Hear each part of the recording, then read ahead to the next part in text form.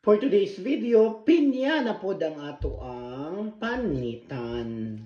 Mo ni siya ang ato ang decoration, guys. Atong New Year. 13 fruits.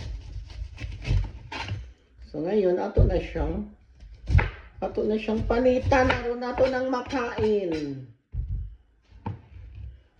So ganito ako magpanit ng pinya, mga katakers. Para diretso tanggal mata. Di ba? Wala nang mata.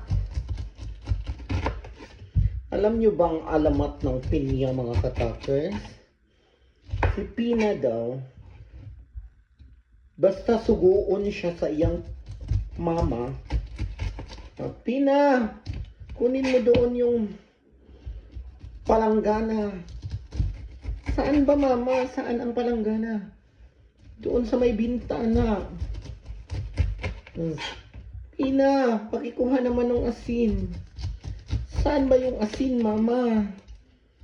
Tapos sabi daw ng mama, hay nako, Pina.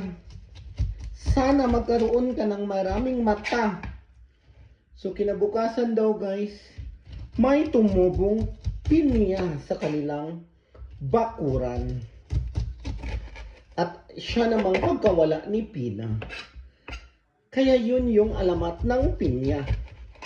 Kung bakit maraming mata ang penya. Diba? Yan yung sa school, mga katakers.